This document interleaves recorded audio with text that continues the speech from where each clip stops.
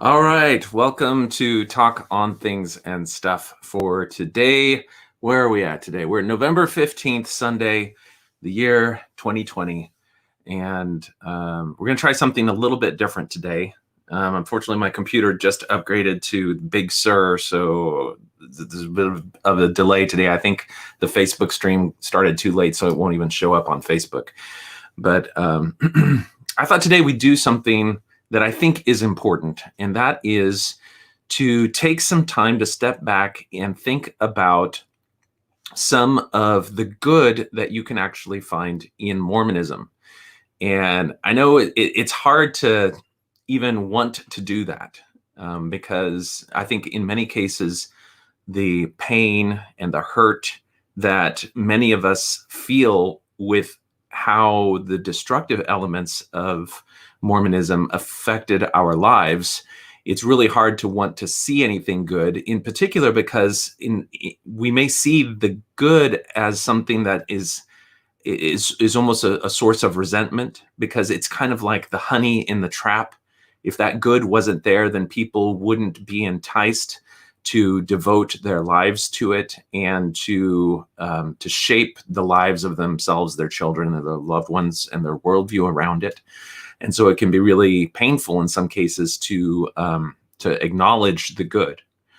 But if we want to reach out and connect with people in our lives who we love and who understand and be able to talk to them about the church, that may include some of the criticisms that we have, it will serve our cause better to be able to acknowledge the good elements in the church, specifically because we don't, I don't know, you will be painted as being some sort of anti-Mormon zealot if you can't even say one good thing about the church. And I hope at the end of the conversation today, it'll be clear that there are some good aspects of the church that are important to acknowledge. And the importance that they have in acknowledging them plays a role in the journey that you go on after you leave the church. In particular, because things like religions, like clubs, like social orders, just things that human beings as social creatures gather around, tend to have these repetitive structures if you look back through the history of mankind. And those structures that we find in things like religions serve a social purpose that in many cases can be good. And certainly most of our shows in the past have documented the bad or the difficult or the troublesome parts of it. But if we don't examine what is good about it, then we run the risk of losing those benefits as we move on with our lives. And I think for me, if someone was to ask me what's good about Mormonism, sure, yeah, we've heard about all of your criticisms. What's good about Mormonism? Well, I think for me, one of the strongest good parts of Mormonism is, in fact, the social community that exists as a part of the church. And it is something that I think the more you think about the benefits that go along with social networks like that, the more that you can start to see how it worked well in those areas. That's not to say that it's perfect or that there were not what are considered toxic elements of that social culture, but the ability to go to any new city that you might move to and instantly have a group of people that you will immediately identify things in common with, who are predisposed to welcome and assist you, is pretty powerful.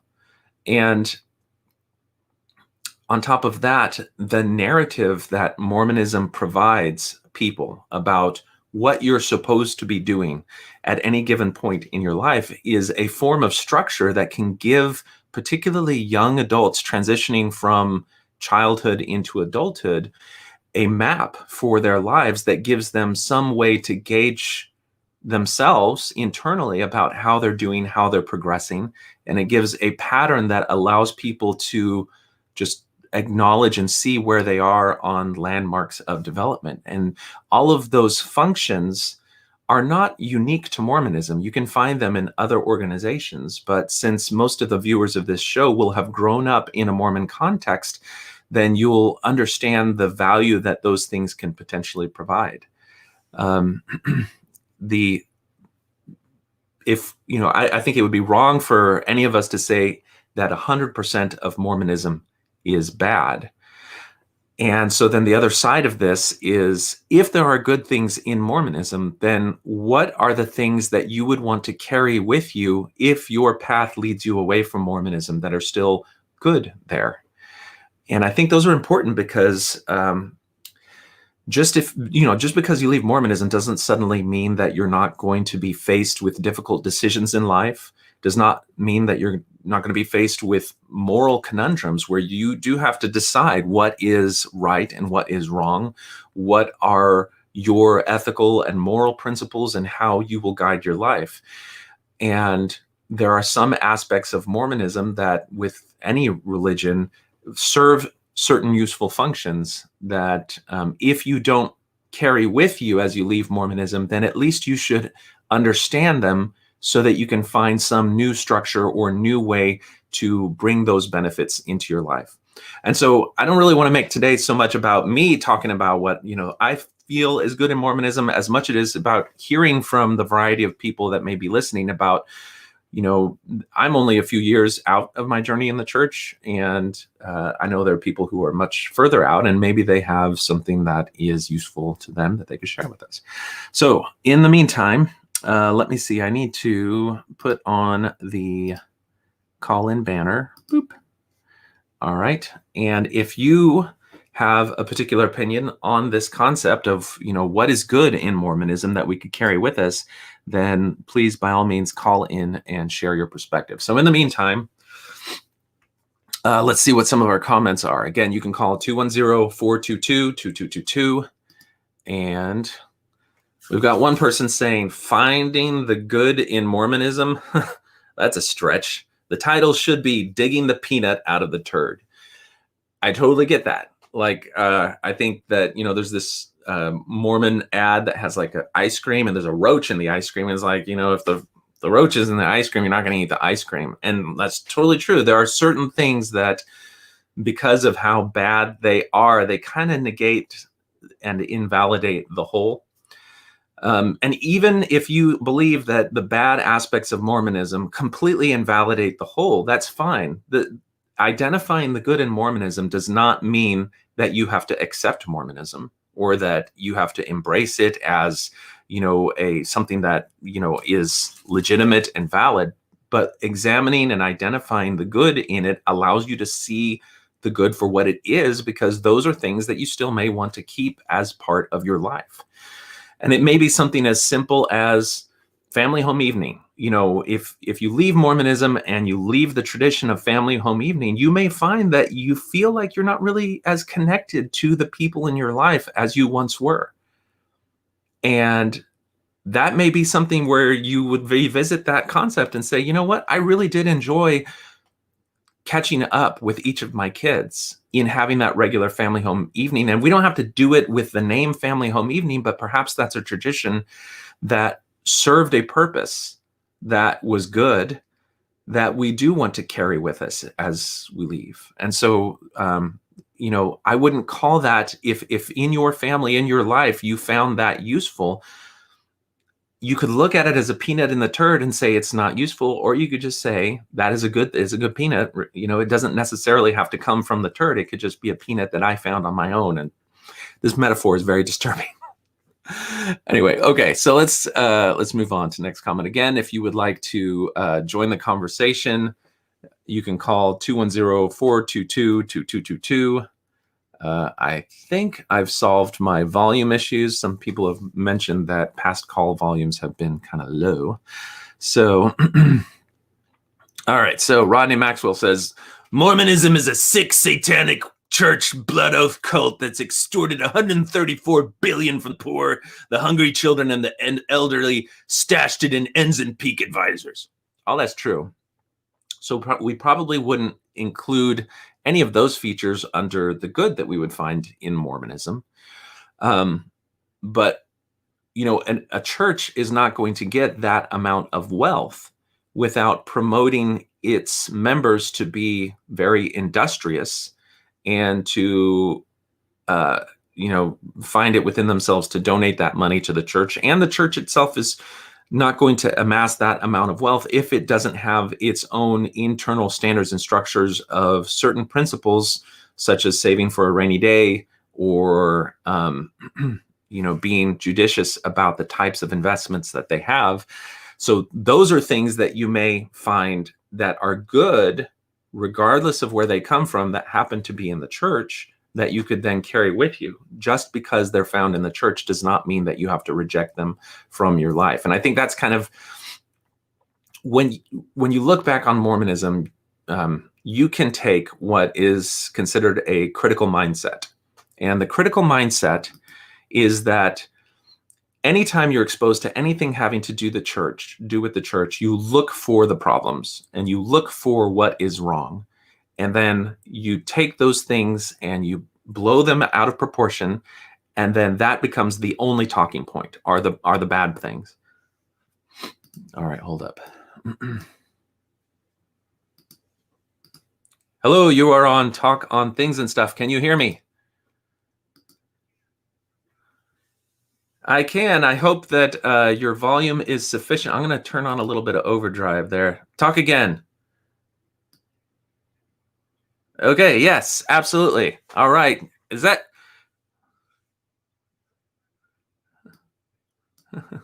Okay, excellent. This would be Gimpy Geezer, yeah?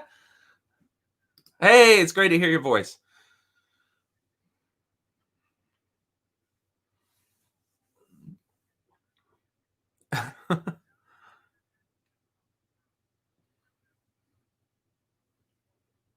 Mm-hmm.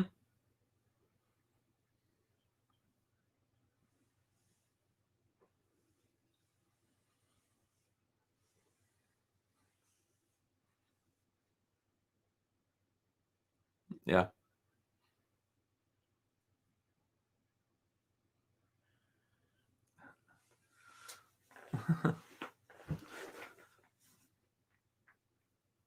All right.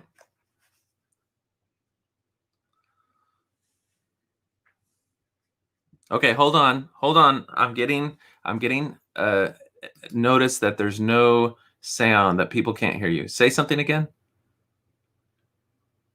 Okay. Tony says can't hear. He says can't hear. Okay, there should be. Let me just. I've got this. I apologize. We're having technical times. Okay, I'm gonna delete that block, and I'm gonna delete that block. Boop. I'm on StreamYard, but I'm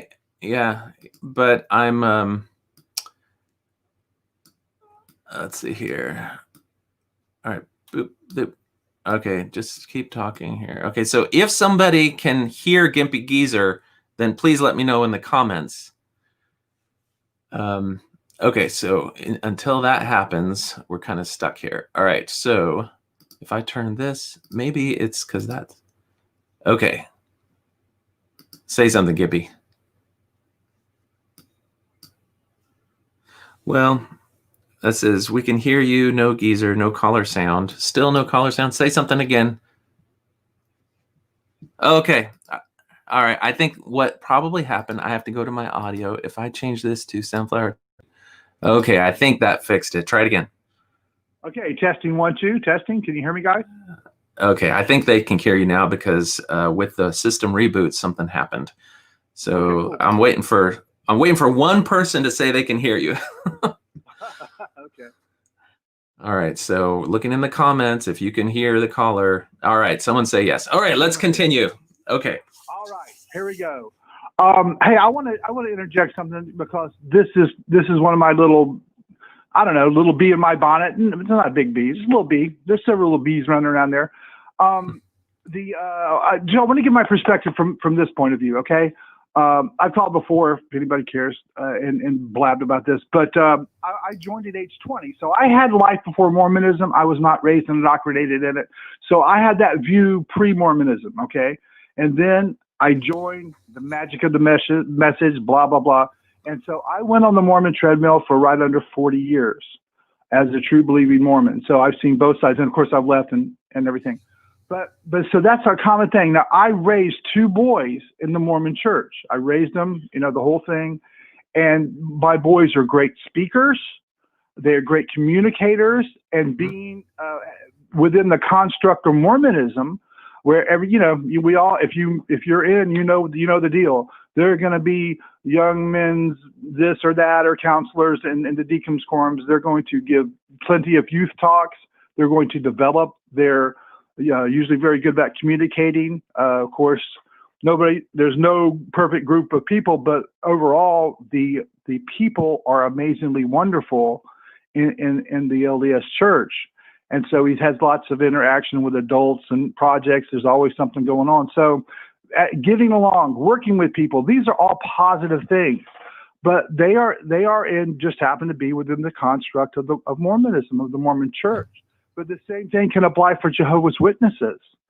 If you have heard the horrific recording of Jim Jones, as that crazy son of a bitch is standing there as they're telling them to poison their babies, and then as they do, it's painful for about 30 seconds. It's horrible. Yeah.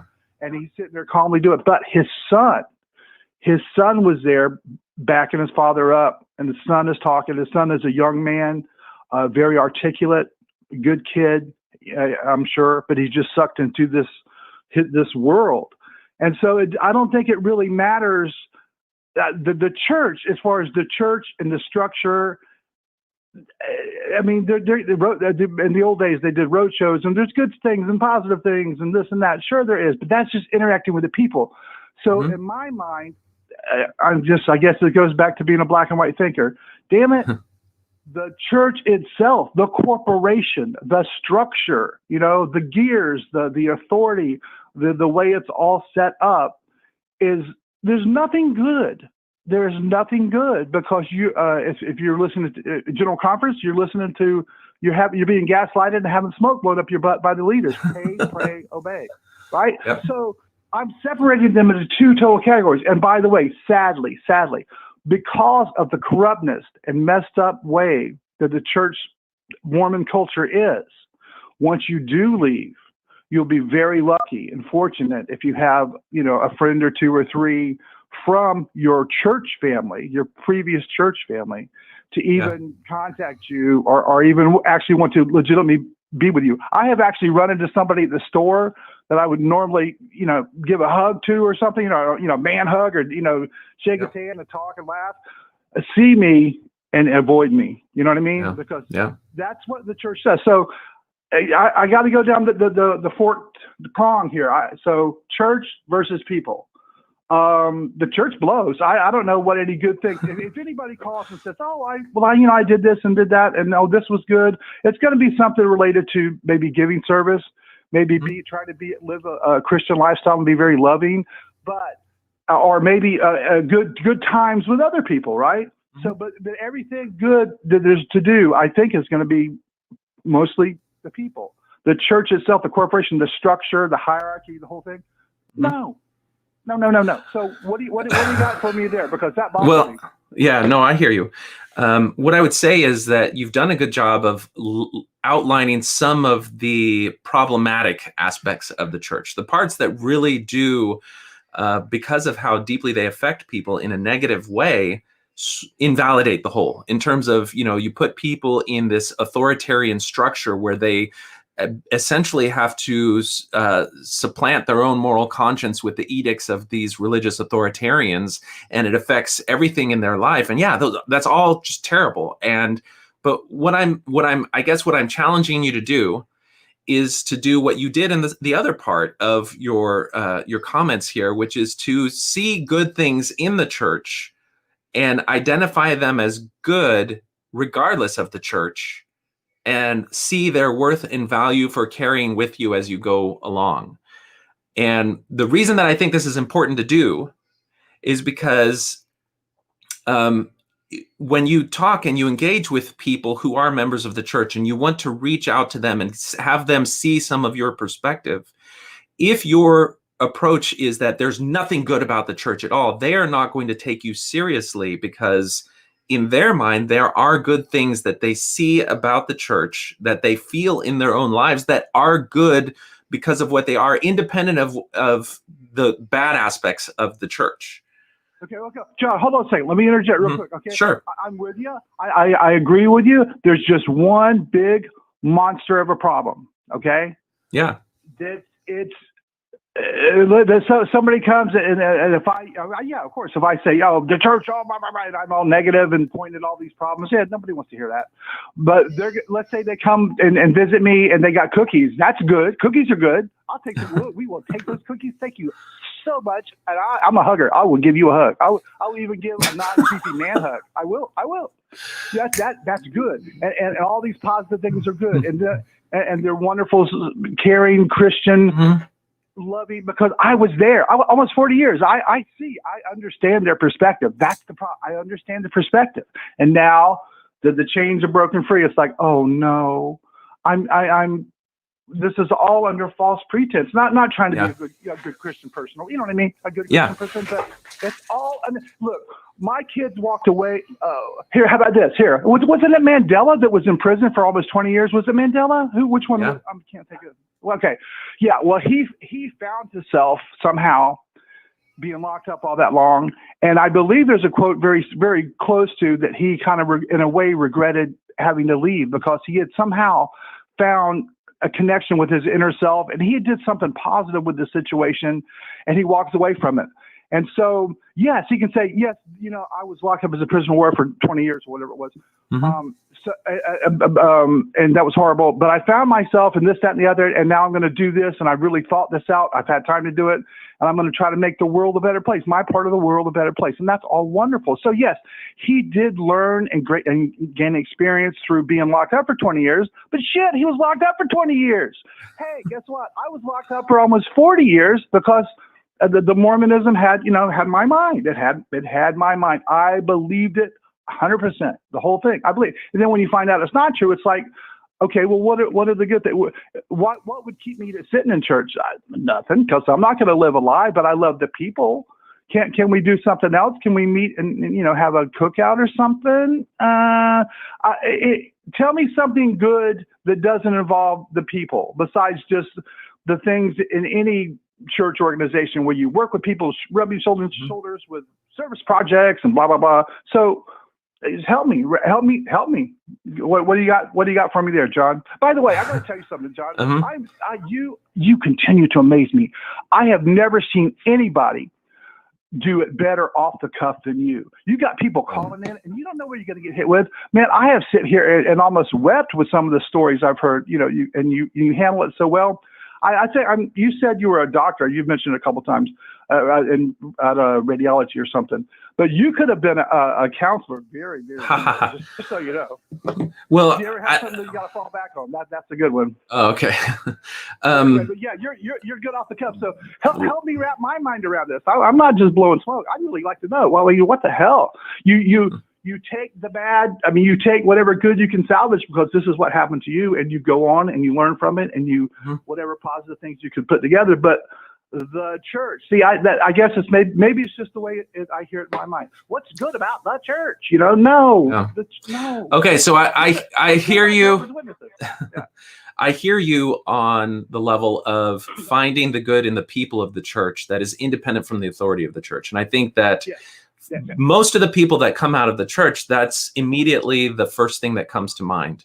And it's the easiest to defend as well about the church, because I think we all have very favorable view of individual members because we see ourselves in those positions in the past, and you can kind of draw a dichotomy between the leadership, who are the villains, and the members who are exploited and deceived by the leadership. And it's a very kind of it's a black and white way of thinking about those things, but it makes sense to us. If you were to say, okay, except for the leader, except for the members, except for all the good things that they do, except for all these other positive elements that come really from the people, what has the Mormon Church ever done for us, or what good does it have? There's a couple of evolutionary biologists. One of them is a guy named Brett Weinstein, and the other is his wife, Heather Heying.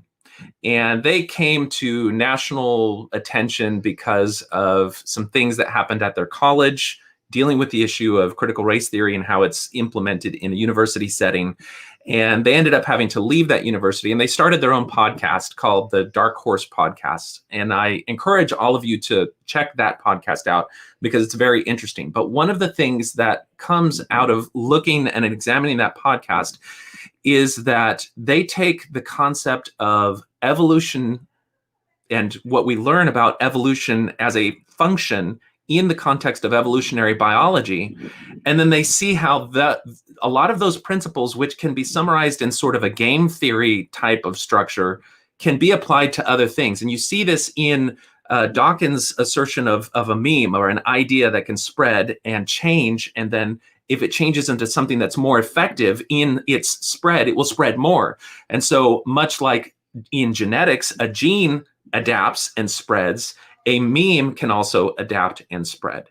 And the reason that I go on this lengthy diatribe is just to say there are any religion which does not adapt and does not serve some utilitarian function that somehow helps it to spread, dies off, and you don't really hear about it. And so the religions that gain a foothold have some aspect of them that is utilitarian in nature, which may include some very damaging and harmful things that exploit the lives of their member, and that exploitation itself continues to allow it to spread. So there are negative aspects of the evolution of a religion that may promote it, but there are also going to be functional and useful aspects of a religion that promote its survivability and its propagation, which are some aspects of looking at things through an evolutionary lens. So if we were to take that framework and say, well, what are the things independent of the people that are part of the structure of Mormonism that somehow allow its members to flourish somewhat in a way that allows them to continue to exist in the world, and they've got $100 billion. So if you just look at the metric of wealth, if you take a cross section of ex-Mormons and compare them with a cross section of ex-Jehovah's Witnesses, you're going to find average income, average levels of education are very different between the two. And ex-Mormons are probably statistically going to be more likely to be in a vocation that is at the end of a professional career and degree. And so, when they leave Mormonism, they have more resources to rely on in escaping the religion. Ex-Jehovah's Witnesses, because part of their culture and doctrine is to, basically demean the idea of professional education and higher education, then they are less equipped to leave the church. And along with those, what is it that makes that difference? And a lot of that is the culture and structure and order of Mormonism that promotes funneling people into higher education after high school and into a professional vocation. And if you step back and just say, okay, regardless of the question of religion, in society, we are trying to promote increasing the number of people who will pursue higher education. And so something in Mormonism gives people a heads up on that ladder in facilitating that. And so that structure, whatever it is, if you can extract it from Mormonism and find it as a way to give structure and meaning in your life, independent of the religious authority, then there might be something good there. And the reason that this has really been coming into my head is because, I have a couple of kids who are at the cusp of adulthood. And something that I'm seeing as I talk with them and I listen to their own outlook, their own way in their life, is that I benefited myself, even though I was the victim of a deception. And there are many aspects of Mormonism that caused me to distort how I viewed myself in the world. There was a very clear series of landmarks on the way to adulthood that have become programmed into Mormon culture that, as a young adult, not quite knowing how to navigate my life, they served as footholds that helped me to know what the next step in my life would be. Now, there's two sides to that. There's the positive side in that it gave me hope and a way to contextualize my life in a way where I could see, okay, this is where I am now, and this is the next step that I could make in moving forward in my life. And, other people in my peer group are taking that step, whether it's college or marriage or whatever. And so it's very natural for me to do it. That's kind of the positive side, is it does give you a narrative for your life that is safe in that you see everybody around you doing it and following it. Now, there's also a negative side, and that is that it limits your options for those footholds, and it tells you these are the only footholds that you can take. This is the only way that you can go, and that is the negative side of it. But even when you leave Mormonism, one of the things that you're losing is you're losing all the evolutionary advantage of a culture that has developed those useful aspects to help promote the tribe and the progress of the tribe. And it's a human function, because when you go and you look at different societies and cultures, you'll see that each culture that has developed some cohesive narrative about their culture has some type of structure like that. And it just happens to be in Mormonism that we have this closed structure, but it is dictated by this religious hierarchy, which, blows it all apart. And I'm not trying to say, go ahead. I just had to interject if I could. You're bringing up some great points, but I think your example, let's take higher education that you mentioned, and getting a foothold in your ladder of life or journey of life, whatever you want to call it.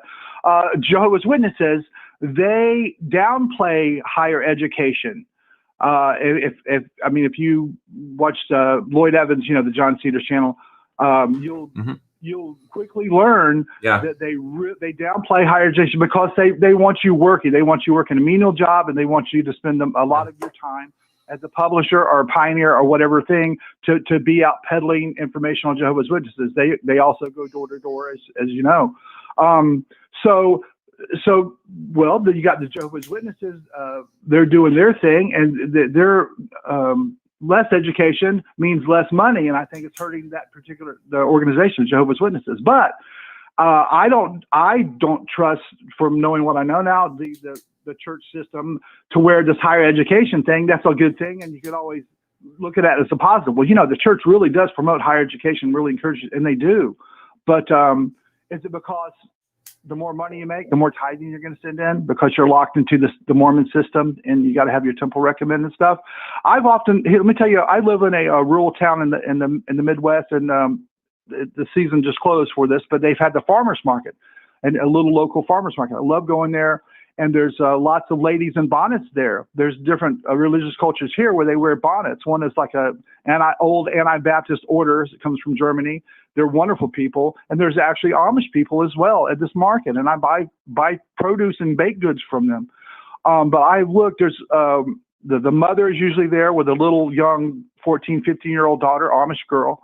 And they're selling, and I've looked at her, and I'm a goofball, my sense of humor. And my goal was to make this little girl smile or laugh. And I couldn't get her to do it. I'm talking about over a period of a couple of years. And I'm always giving her a hard time, teasing her, and she's just a little shy Amish girl. But she was born Amish. So that's her Mormonism. That's her Jehovah's Witness. She's born there. That's her culture. She's going to have to figure it out. And that's her world. But no matter how many good things you have, like you said, about the footholds. Okay, well, here's the footholds. Higher education is part of it, but it's got to be in the Mormon system. And hey, you really should go to BYU if you can, where they will report on you and ask you inappropriate questions, and you've got to wear, modest clothing, blah, blah, blah, blah, blah. So no. It just, well, I want to refocus here and just say what I'm not asking you to tell me goodness, which invalidates all of the criticisms. I'm just saying that we can find things that are good, that are part of Mormonism, that you can carry with you when you leave. And things that you can acknowledge after you left have been a positive influence in your life, while at the same time acknowledging the badness of it. If that makes any sense. John, have you ever sat through a PEC meeting? Oh, before church? Oh my God. I have. Yeah, no, there's nothing good. All right. Well, I hear you on that. And I think that's something we have to keep in mind. I think it's, even when I was considering, is this an episode worth talking about? I understand that because, those of us that have lived it I think we have this idea that it is so damaging and so harmful. We can't acknowledge anything good about it, or else someone's going to be tricked into joining, or they're going to feel that, they're going to accidentally say, oh, well, I guess it sounds all right, then we'll join. And we don't want to promote that.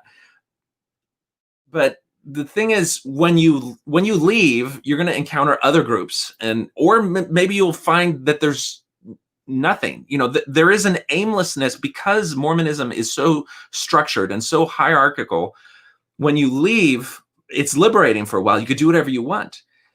Then there's an element of that structure that deals with how humans connect to one another, and how, we evolved not as single individual organisms. We evolved as social beings. And part of that evolution was not just how a single organism lives, but how us as social beings work together and have a need for that type of connection. And I think there's some aspect of that connection and those elements that are positive, that I'm not saying that by acknowledging the good, you have to go back to Mormonism, but I'm saying by acknowledging the good, you can say, I was really served well by this particular positive aspect of Mormonism. How can I replicate that in a healthy way that doesn't come with all the negative baggage in my life and in my family's life going forward outside of Mormonism? I guess is kind of what I want to say. Well, earlier in this call, I said, well, hey, my boys are very good speakers and very good socially and very good organizing, because they've done that. I could say that's a good thing. Hey, they were raised in the church and they had to give talks and do this, and they were good at it. I became a better speaker and teacher. They asked me to speak fairly frequently. I was one of the guys that was considered a good speaker, and you take a little pride in that. And I really tried, but I really tried with trying to be not about me, but about God, the Savior, et cetera, the message. But yeah, I developed and I taught. I can't even imagine how many classes I taught. I've taught seminary and gospel doctrine, blah, blah, blah. So yeah, I'm a good teacher. I'm a good researcher, better researcher because of it. But I would have been the same if I, was a Jehovah's Witness, because Lord, they really read their stuff and they got all kind of stuff to read just like we do. Yeah. I mean, Lloyd Evans is a great example of somebody who received the benefit of the constant calling to get up and talk and present things. He's an excellent communicator, and it's great to listen to him. All right. Well, I appreciate you sharing a little bit of your background and perspective with us, and we're going to let some other people call in, but it's great to hear your voice again, Gimpy. All right. Thanks, man. And I look forward to what others got to say. Take care, guys. All right. Bye. Take care. Okay, so let's see. If you would like to join the conversation, you can dial 210-422-2222. I was talking a little bit earlier about a critical mindset, and how many times those of us that are critics of the church will, if anything happens in the church, will find the negative, pounce on it, and articulate it. And later I want to talk about the other way to approach it. Hello, you're on Talk on Things and Stuff. Hi, John. Can you hear me? Yes, I can hear you great. Great. Hey, this is FW Willis. Oh, hey. Hey, awesome topic today. And I just wanted to really quick, I have like one kind of poignant point to make. And it's basically just the topic of grief and loss, Okay. like for anyone who's experienced like an untimely death of a loved one.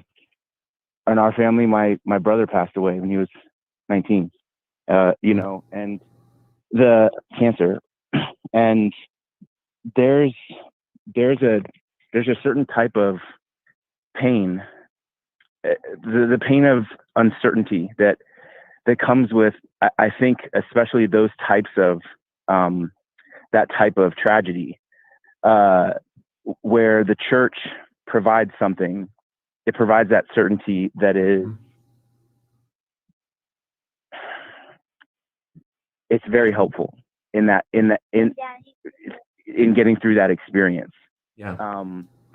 I think that the step after that is certainty doesn't equate to truth, Yeah. you know? And so once you come to terms with that, then you have to sort of like dismantle that certainty. And that's very difficult and probably, you know, damaging and harmful in myriad ways. But, anyway, that's I mean, that's about all I really have to say. It's Well, I can. The certainty is so helpful for people, you know. Yeah. A couple of things come to mind. There's this really thought-provoking movie called The Invention of Lying, and it imagines a world in which everybody tells the truth. It's just the thing that you do. You tell the truth. And one, yes, exactly, Ricky Gervais. And there's a mutation that happens somewhere in his brain where something happens where he is now able to tell a lie. And the drama of the movie is around him discovering the ways in which he can navigate his world with his superpower of being able to say things that aren't true. And one of the moving moments of that film is him trying to comfort, I think it's his mother who's dying.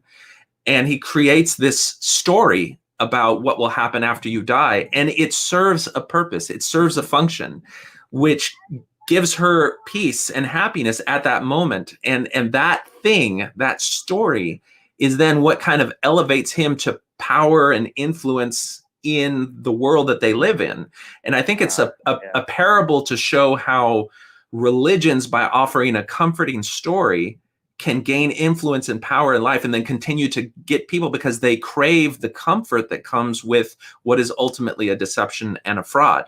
But like you, I see I've felt the power in that as well. When I was 13, that my family was involved in a van accident, and my father and two of my brothers and my only sister died in that accident. And my mother was the only survivor. And so my family was just blown apart, you know, when I was very young. And I remember going to, because they had these grief sessions at the school, where all the students who had experienced some form of loss would get together with a counselor and talk about the stages of grief and that it's okay to be angry and to be sad and upset. And I remember thinking, you know, I have these feelings of sadness that are completely understandable, but I don't have the same problems as a lot of these other people because I know we'll be together again one day. Yeah. And I know, and that's tied in with, you know, as long as I'm true to my covenants, and I mean, I didn't have a concept of covenants at that time, but as long as I endure to the end, that's how it was taught to me as a young child, and stay with the faith, then I will have a surety of that. And it is absolutely appealing and comforting, and it helped me navigate a painful grief process. And if you had taken, at that moment, if you had taken that away from me, it probably would have been more traumatic for me. But dealing with death and the uncertainty of death is a reality of being human. And I maybe would, closer to that time, losing the church would have caused me to experience a form of trauma and grief 2 times over. And that may have been difficult. Going on my journey away from the certainty of the church, 20 years removed from the death of many of my family members, I think I had already processed a lot of that in doing it, or it was so remote, it was no longer something that I had to process. But you're absolutely right. I think for many people, one of the things that you lose in losing the church is the comforting stories about the great metaphysical questions of life, our purpose, death, where we were before and after our time here on the earth. You know, those, we can clearly see they serve a useful function in coping with grief. When I look back on them now, I have mixed feelings about whether they're good or not, because I think in some sense they impair people from dealing with the harsh realities of life in a way that other people have to go through and process. But I don't know. What are your thoughts on that? I agree with you wholeheartedly. I think you know, another metaphor comes to mind is sort of like if you have a physical trauma, like a traumatic injury, and you're experiencing this intense pain, like morphine will cause that, Yeah. kill that sensation, the pain. And that's a very real effect. It's not imaginary. It really does. And like the peace that someone feels from like easing that pain is very real. And even in like a medical setting, there's like a valid reason to do that and a purpose. Like, well, we're doing surgery. We're doing, like we need this person to like not feel the pain. Yeah. Right. But if that's the end, if that's the end goal, well, see, we have the morphine taking the pain away. And that's how I know that the morphine is good and true. And it does have an effect that is real, that you do experience. That's not made up. But morphine doesn't cure anything. It doesn't solve anything. It doesn't resolve anything. And it may even be that the trauma, there isn't a fix for it, And I guess that's kind of the nihilistic way to look at it, maybe. Well, the other thing is that the morphine does not extract a cost on the entire existence of the patient before you ever come around to needing to administer it. And that's, I think, one of the things about the pleasant story of the church is, while it may give you a framework that is more appealing in dealing with the issue of death, it comes at a cost on your life, which is you have to subordinate your mind and your existence to the demands of the church. And that's a cost that I don't think comes out as positive in the long run, especially when they have no legitimate claim to actually tell you what happens after death.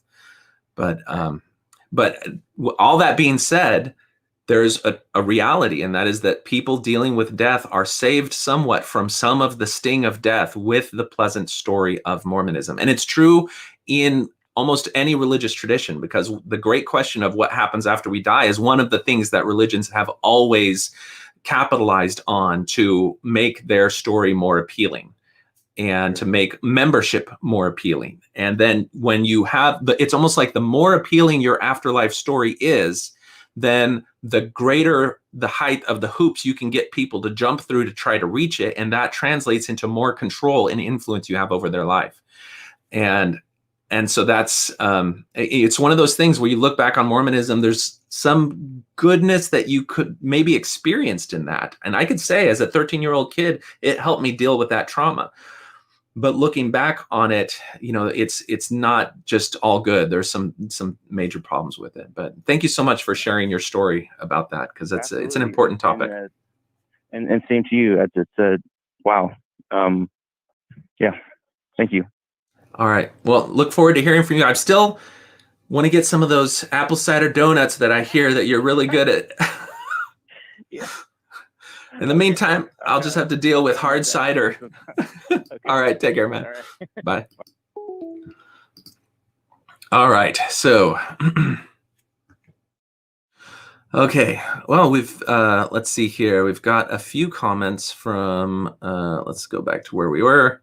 Well, before we get another call in, I do want to talk about, you've got the critical mindset where you're jumping on problems and blowing them into as big a proportion as you can, placing them center and focusing everything on that. And that is effective in pointing out to people the problems.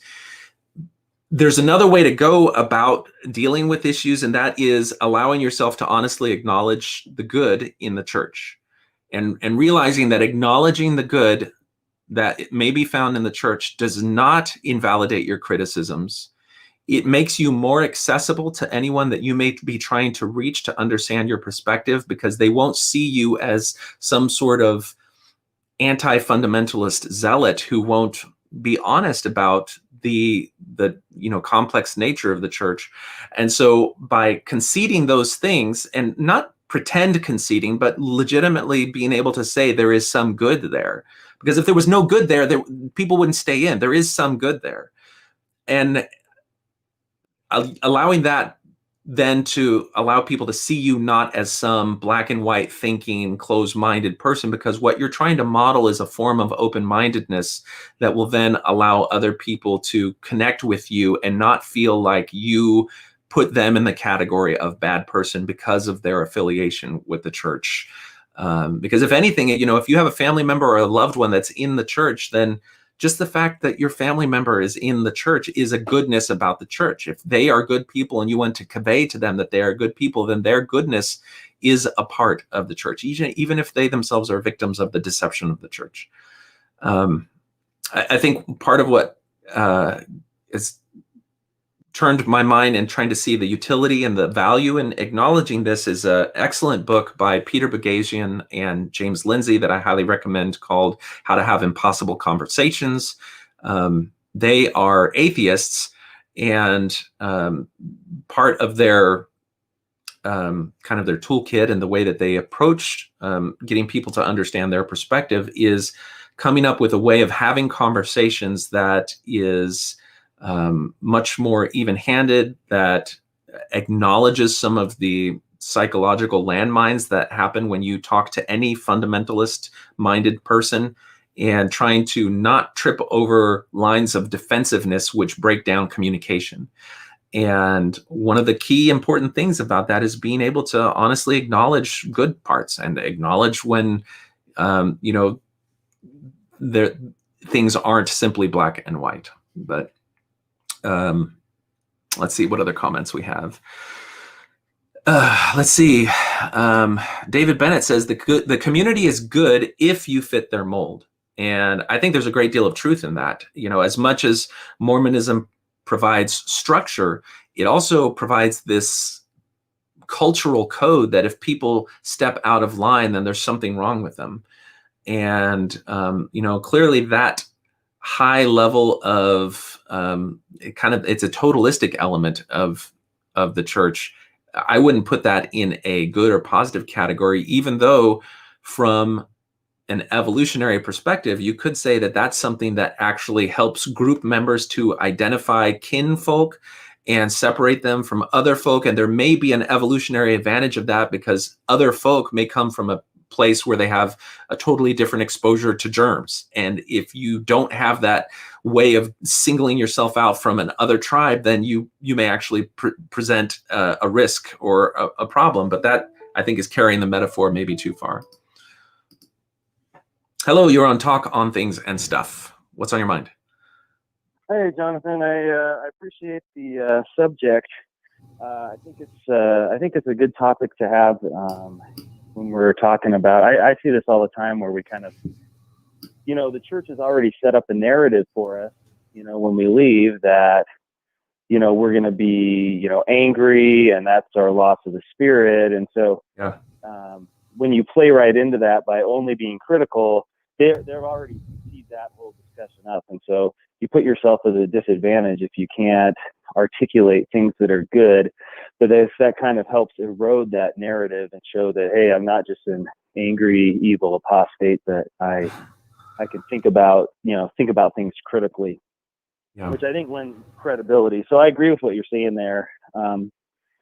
One of the things that we've been doing, I live in Idaho Falls, and we've been trying to do these monthly Thrive meetings. We go to a place and have coffee and discuss certain topics about leading the church. And really the goal is kind of, health and healing after. And we were talking about the Four Agreements, which is a book that kind of talks about deconstructing your, former frame in life. And I think, as we were talking about that, especially as we talk about our kids, if you look at the Fowler stages of faith, you've got, the different stages, and we're working in a 4 or 5 kind of realm as adults post-Mormonism, 4 is trying to transition to 5s. But when we look back at our kids, I think sometimes as a group, we're talking, well, how we could get them straight to 5. And I think you just can't do that. Like in the psychological development of people, they need to have that, phase 3 structure to be able to rebel against as a stage 4 and then move past as a stage 5. And so, I think it's important, and I think that's one thing the church does well, is it provides a frame and a structure.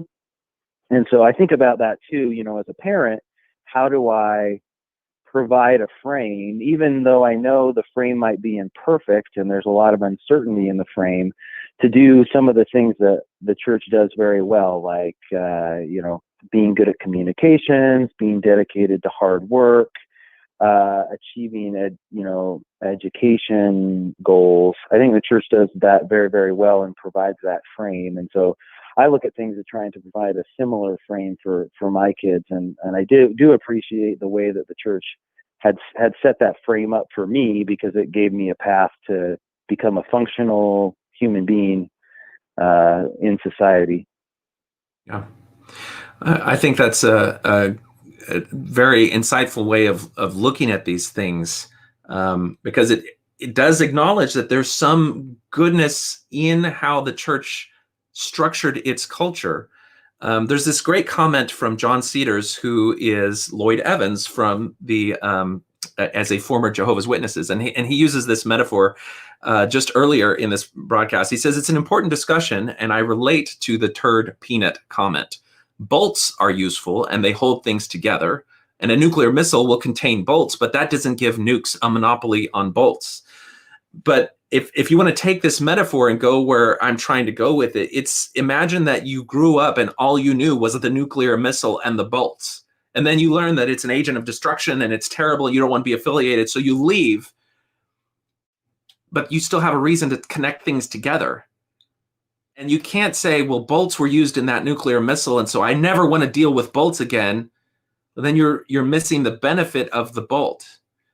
But if you can look back and say, even though the bolt was used in the making of that missile, what are some other positive things that the bolt can be used in? And can I take the benefit of that bolt, not having to derive it from the missile, but choosing it on my own terms, and not with the baggage of the uranium and the nuclear warhead that is on the missile. And I think that's where I'm trying to go. And you've mentioned very clearly something that you see as a positive in what the church did, kind of the bolt that you want to take with you on that journey. And that is being able to have a framework for instilling certain virtues that you continue to see as a priority in your life, that were part of Mormonism, but are independent from Mormonism, that you can carry with you without having to continue to subordinate yourself to Mormonism. And I think that's important, and it's powerful. And we're all trying to navigate that, because I left the church, and that means that my kids have left the church. And when I see them struggle with things that the church helped me to navigate, and then and now you have this whole question of, have I failed my children by failing to preserve the positive things that the church served as a cultural function, independent of religious authority, for the kids? And so that's one of the things that I want to start talking about, because I think it's important for people in the community after the church to come to grips with, so that we can still find value in things that the church evolved into because they were effective, that we can carry with us even when we leave, if that makes any sense. Yeah, I think it does. And I think that bolt metaphor is excellent and applies in so many ways. As I try to progress my spiritual life, to a different place, I still find value in trying to incorporate spiritual practices, because I think when I find that peace in myself, I've become a better person. I'm more tolerant. I'm better. And then, I was thinking about some things recently where, for example, it's like some of these things like meditation and connecting with your inner being and those kinds of things. And then I realized, when I was giving priesthood blessings, so whoever taught me how to do this, and I can't even remember how, they'd say, you'd sit there and you just let the words come and you'd flow. And what I realized is I actually was participating in a meditative practice where I was kind of opening myself to just, feeling peace. And then that was why I had such a positive experience when giving priesthood blessings because it was related to that same meditative practices.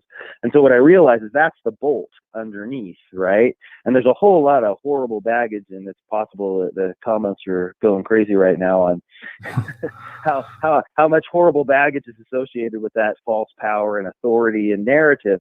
But for me, it's important to find the bolt underneath, which was, I was opening myself up to, being at peace and being in the moment and focusing on, what was coming to me there. And that was a good thing. And I find, I guess that's what I try to search for, is what are those things underneath that Mormonism applied very, very well in a very, I think one of the biggest advantages of Mormonism, and it's a two-edged sword, is the systemization of certain things.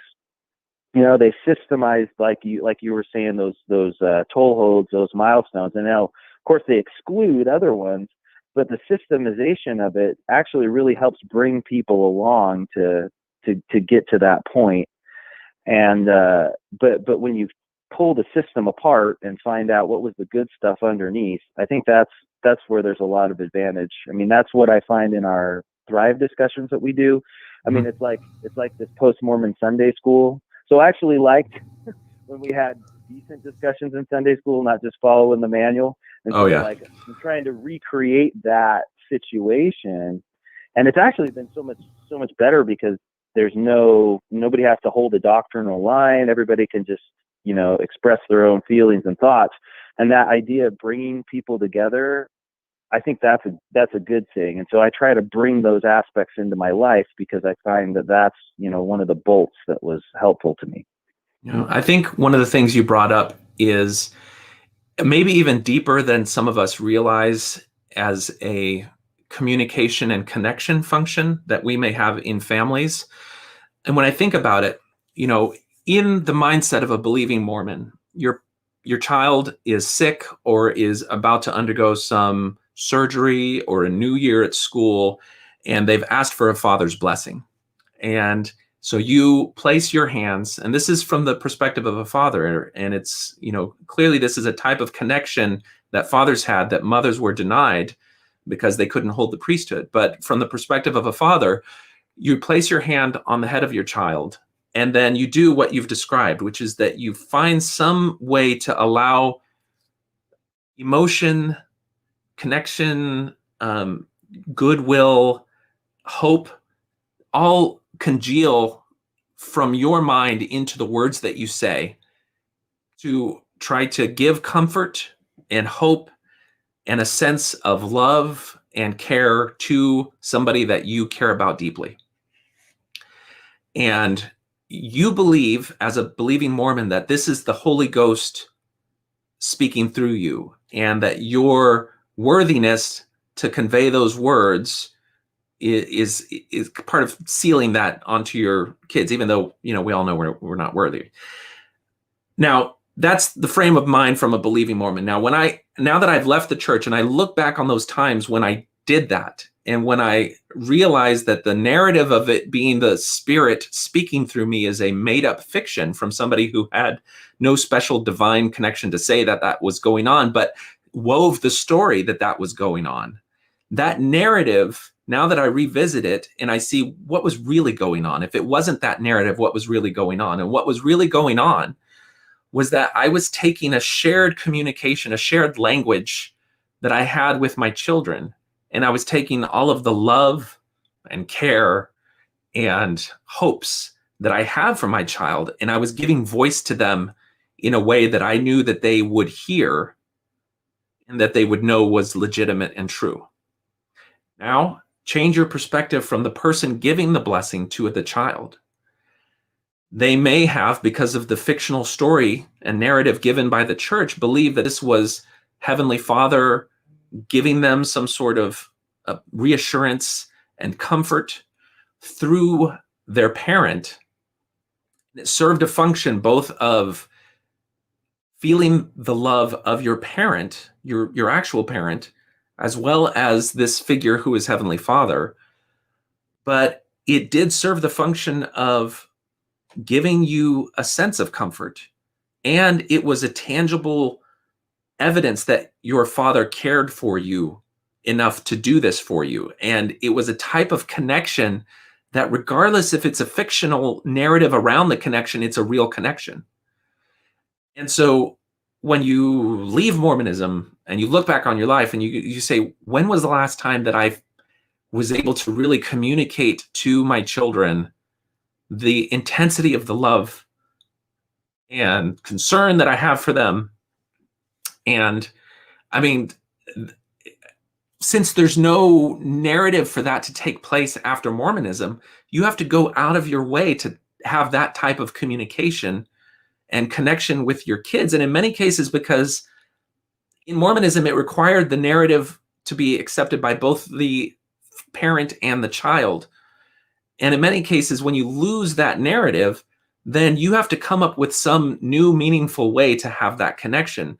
But that connection is important, and it serves a function. I completely agree.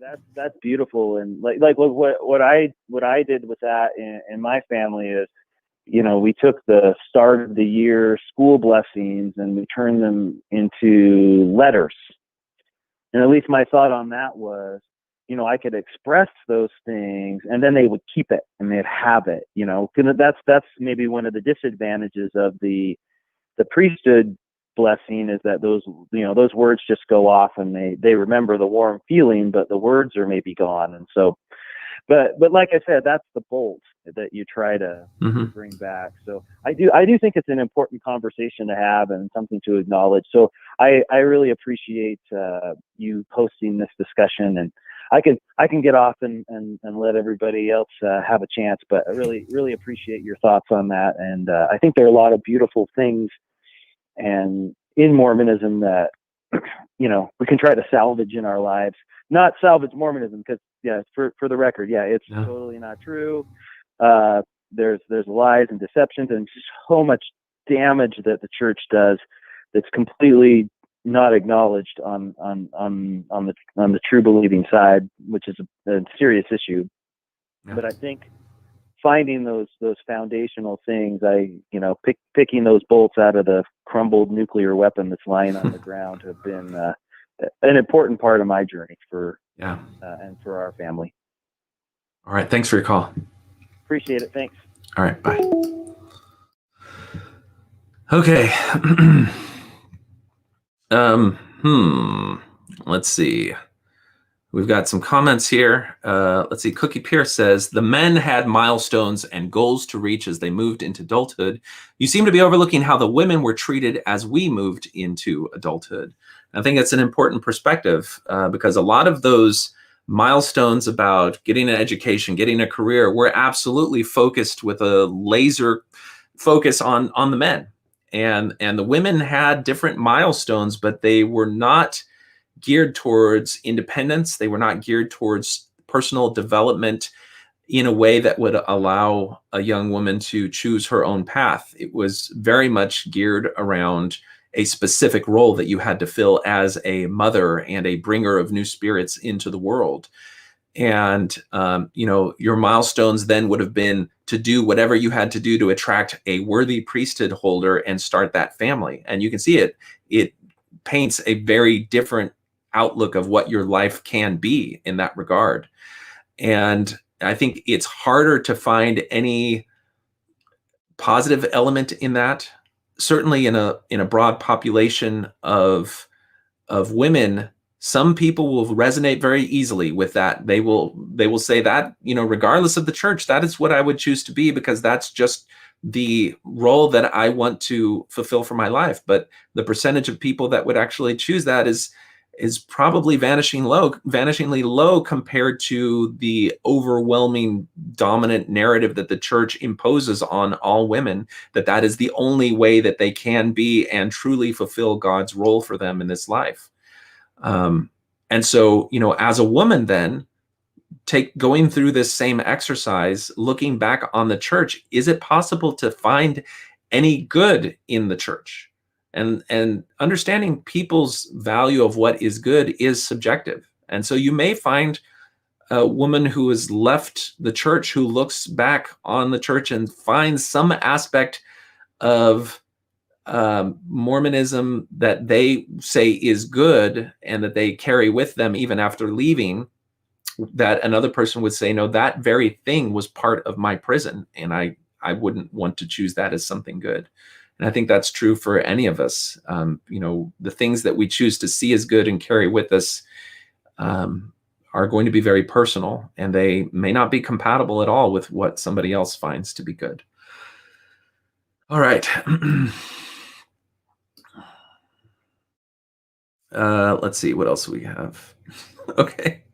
Nathan Peterson says, I think there was a lot of good in my PEC meetings. Now, for those of you not familiar, PEC is the Priesthood Executive Council. It was the meeting that if you were involved in the upper leadership of the local level, then before the Sunday meetings, you would meet together with the bishop, his counselors, the leaders of the Aaronic priesthood, which is the young men, the leaders of the young women, and the women's organization, and you talk about what's going on in the ward, what the needs of the people were, and maybe which family was perhaps falling out of the church, and what we could do to bring them back in. There's two sides to it. In some cases, those discussions were for looking out for the needs of needy people and seeing what the community could do at a local level to meet those needs, to help people get through difficult times in their life. That's actually a good thing.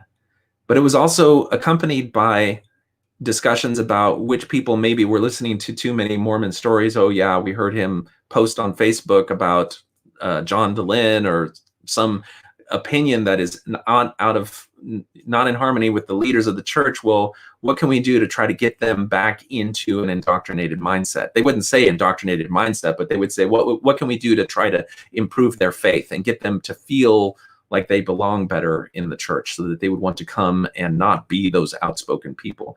It's the same function served both purposes. And so it's very understandable to see why some people look back on those meetings and say that they're not a good thing. And then Ronnie says, what's a PEC meeting? And Om says, the PECA meeting. Because it's a bunch of priesthood holders wielding their penis power. You guys are terrible. You're terrible people. Okay, Nathan says it's a meeting to organize ward resources, plan programs, and help those in needs. And again, that's the positive way of looking at it. All right, Heidi Reese says, the very worst place to get married, ugly clothes and underwear, no friends, weird ritual, basically trauma on your wedding day. Now I discourage kids from marrying altogether. And you can see that the damage that comes with the toxic elements of the culture of the church pays a price on people that experience its worst effects. And so, when you escape Mormonism, it's very natural and understandable to take all of those things that you were hurt by and just see them as bad and damaging. And so if the framework of marriage that the church proposes to people was something that was part of your trauma, it's very understandable for you to say that marriage itself is wrong. And see, it was associated with the church. And yet there are people who will find that some aspect of marriage, even in the church, was a positive influence and a positive effect on their life. And that's why it's a very personal sort of discussion to have. But I'm not saying that we all have to agree on which parts of Mormonism are the good that you can find in Mormonism. I'm just saying that it's important for each of us to go through the process of thinking about what aspects were good and deciding if we want to carry that good with us. And in some cases, it may not be possible. There may be aspects of the goodness of Mormonism that require for you to have a worldwide network of same thinking believers that you can immediately call upon if you have needs and you're in a place that you are not familiar with. And that's something that you cannot really find outside of Mormonism unless you are in a similar sort of religious paradigm, or a Freemason, I guess. But it's there, and that's one of the things that people have to grapple with. All right, so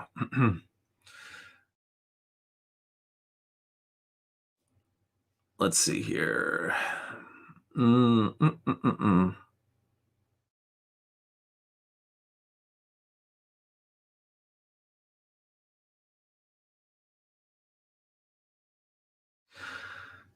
There's, I think, in looking at this question, there's a principle that is helpful to think about, and it's a concept called Chesterton's fence. And this was an idea that was articulated by an author, I think earlier in the 19th century or in the 20th century, who said that, if you see a fence and you don't understand why it's there, it's blocking your way, you can tear down the fence. Just tear down the fence. Why is that fence there? It's blocking your way. Tear it down. And the other person in the discussion may say, well, you can tear down this fence, but before you tear down the fence, you need to understand why the fence was put up in the first place. And once you understand why the fence was put up in the first place, and you can tell me its worth and its value and its justification for being put up, then if you still see a reason to tear it down, by all means, tear it down. And the thinking behind this concept is that fences don't just spring up out of nowhere. When people put up a fence, it takes effort. There's a justification for it, which is sufficient enough to pull the resources, the time, and the effort into putting it up. And it may be something that years later, when you come upon the fence, you don't realize that there's still a need for that fence because you weren't there when it was put up, and the story of its rationality is lost. And if you tear it down, then you may be subjecting yourself to the same lesson that had to be painfully learned years ago. And so this is, I think, when we think about this in Mormonism, it gets complicated. If you think about this in other terms, it maybe doesn't have the element that we have to wrestle with in Mormonism, and that is that some of the fences that were put up may have been put up simply to prop up the religious authority and control of the spiritual leaders of the community, and not, in fact, specifically for the good of the community.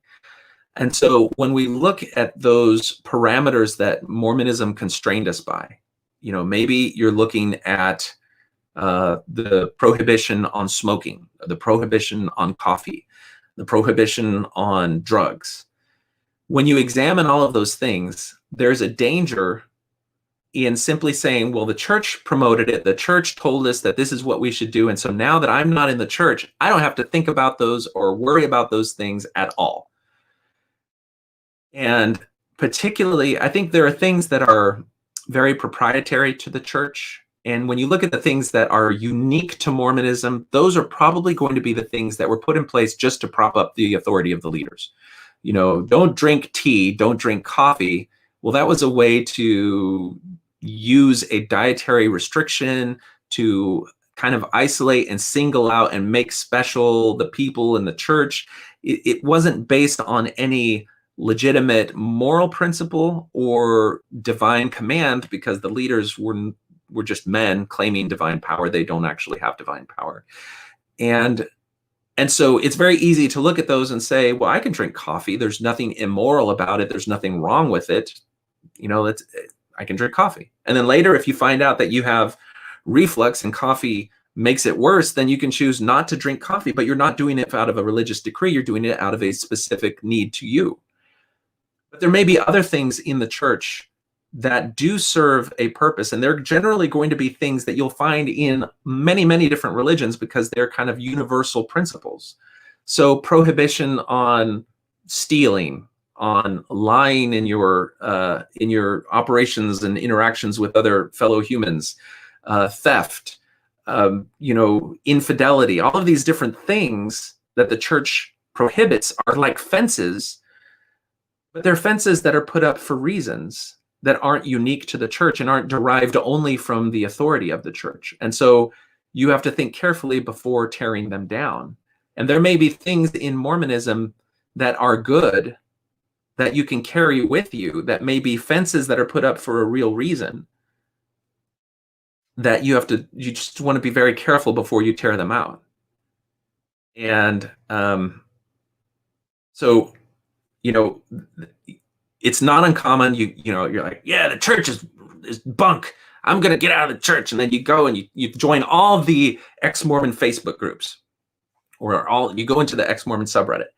And then you see that there's this wide variety of people who are doing kind of what most people do in their teenage years and experimenting with all different ways of being.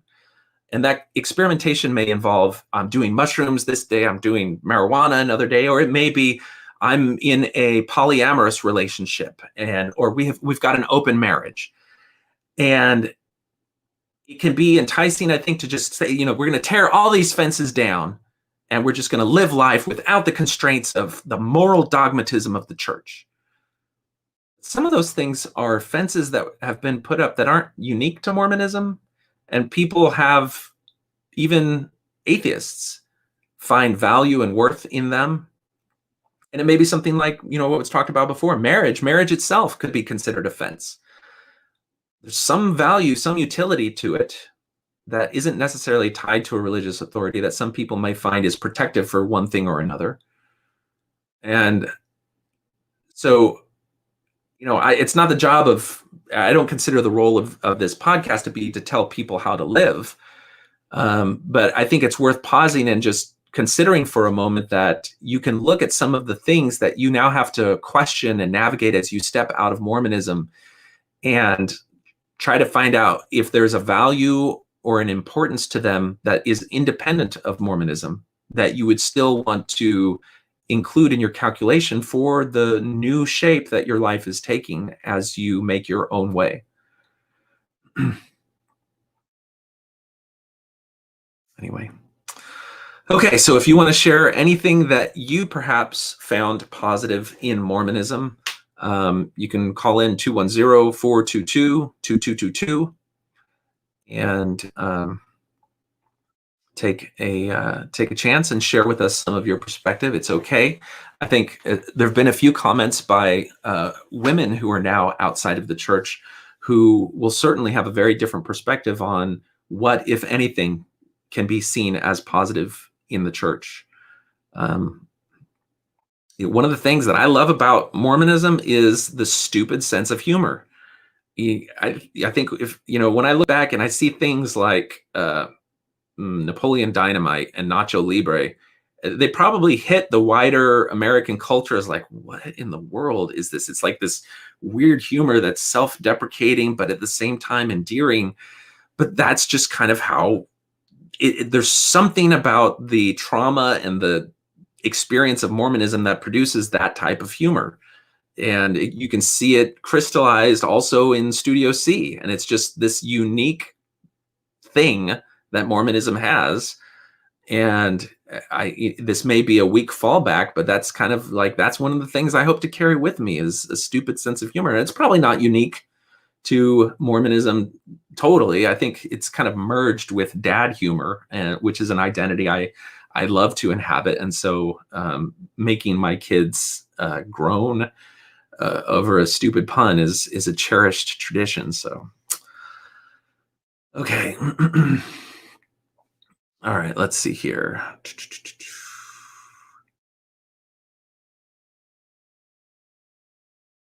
Well, we don't have many other comments. Richard says, how does it feel to express yourself without having to filter it through a Mormon lens? That is the beauty of agency. And that's one of the things that I agree with you. Being able to talk on the strength of your own conscience and your own thoughts is a very beautiful and liberating thing. It's also somewhat scary because you have to risk being wrong and not being able to then displace your accountability for being wrong to religious leaders. So you may find people who refuse to accept gay people in their life, and they could always say, well, this is what the prophets say. And so later, when they reverse the November 5th policy, they can just say, well, I was just following the prophet. And so there's no personal accountability for that. And there's a little bit of safety in that. I don't think that's one of the positive things of Mormonism, the fact that it steals people's ability to really be authentic in how they talk. I think that's one of the handicaps of Mormonism. But the last part of your comment about agency, there's one of the things that I think is good about Mormonism is its focus on agency. Now, Mormonism, and I say that as a high level overview, I'm saying that the fact that agency is identified as an important moral principle that should be considered in how you conduct your life is a good thing.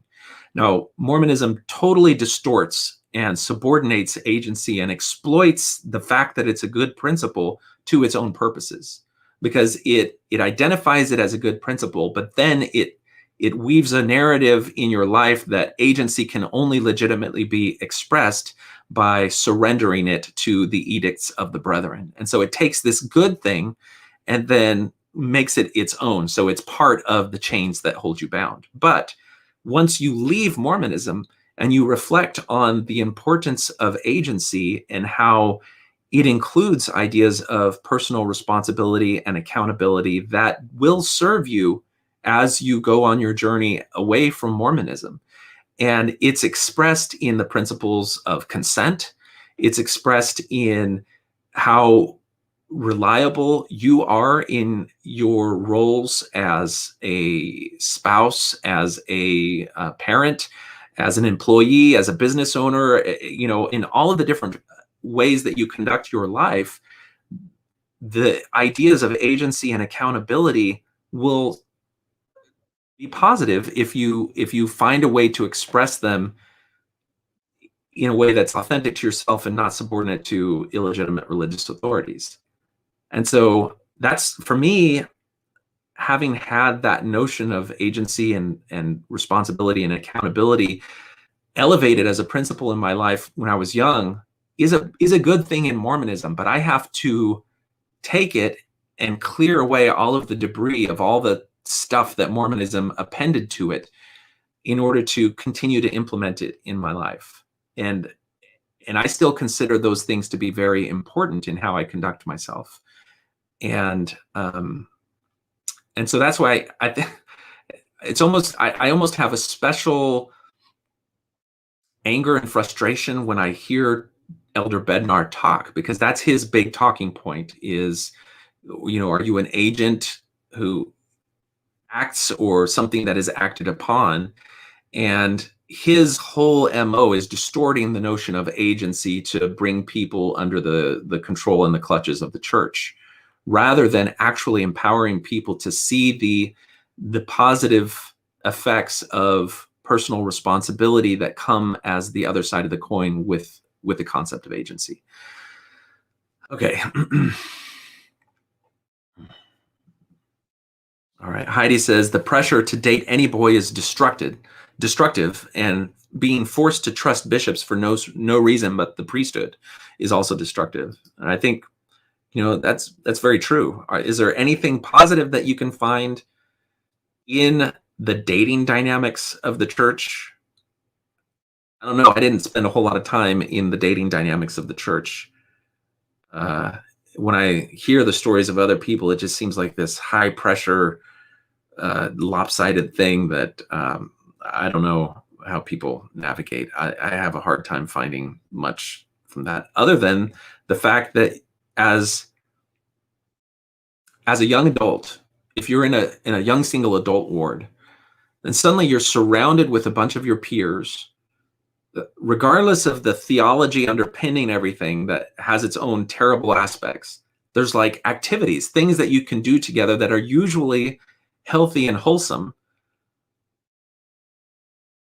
that there's always something that you can do. And I think particularly at that point of your life where you've left your parents' home and you're looking for connection with other people, you're starting to shape your own identity, having a group of peers where there's regular activities that are separate from school and other things like that is a positive and a good thing. It just comes with all this other baggage that I think one of the challenges of people who leave the church is trying to find a context where you can preserve the goodness of that type of environment without the baggage. And it's really difficult.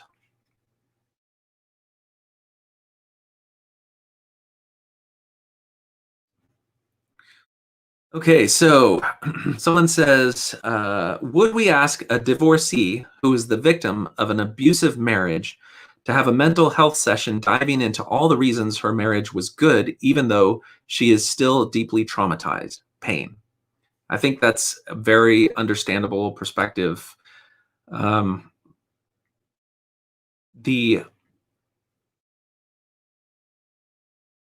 process of leaving the church and coming to terms with all of its trauma, people have said mirrors the stages of grief that somebody may go through in other contexts.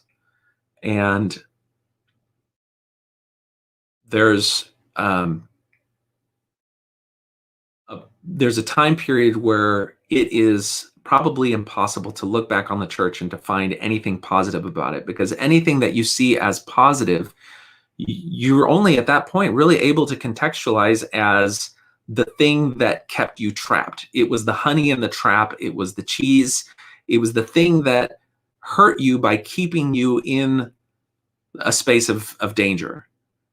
And so it's really hard to see it as good because it was part of your trauma. And if that is where you are, then I think it's really understandable not even to want to go through this exercise. If you're like me and many other people that talk about their experience in leaving the church, you'll see that it comes in different shapes, your experience, and it evolves. And you can contextualize it in a way, the way that grief is contextualized, where you're going to have periods of anger, and you're going to have periods of sadness, and you're going to have periods where you're more easy. It's more easy to look back on the horrors and see them as complex and not all bad. And I want to reinforce, this is not saying that looking at the good justifies the bad.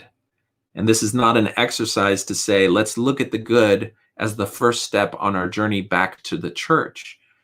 This is to say, let's look at the good and see if there's a way to replicate it in our life after the church. Acknowledging that most of the things that you would find as good in your experience as a Mormon are not unique to Mormonism. People coming out of other totalistic, high demand religions or cultures could look back on those cultures and find some good things that they want to carry with them. But the key is that they're carrying them with them away from the church and not towards the church. Anyway. Okay.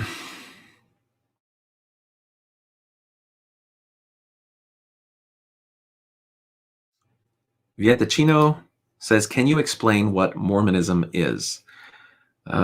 If you are coming to this channel and you're not sure what Mormonism is, then you're probably unfamiliar with the religion known as the Church of Jesus Christ of Latter-day Saints.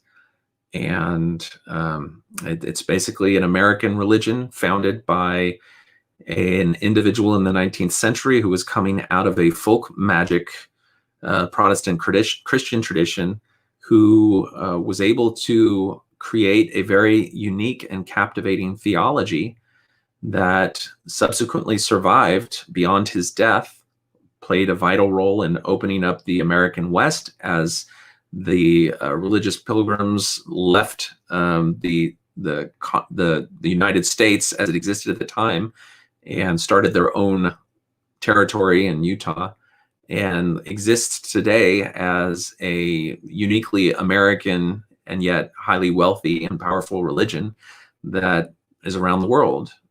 It is something that is not considered itself to be derivative of Protestant Christianity, but a restoration of an original Christianity, though I think honest people see that it is clearly derivative. But that's kind of a starting point, and encourage you to go out and search for more information. You can just check out Wikipedia and you'll find some background on it. Anyway, all right. Well, I think we've probably run the gamut on this. We haven't had a call in a while, and so we'll go ahead and close things down. I know it's an odd time and an odd topic for this type of podcast, but I think it's a valuable exercise to go through, and certainly hope that you find that going through it may help you in your conversations with loved ones. It may give you a more charitable view of people that you engage with on the subject of Mormonism, remembering that while you may see them as simply defending a lie and defending a great deception and a great trauma, they see themselves as defending something for which they find a great deal of meaning and a great deal of good in. And keeping that in mind, I think, helps us to humanize the people that we may be discussing things with, and prevent us from going further down an ad hominem track than we would care to go if we had the time to think about it. So until next time, take care. Yeah,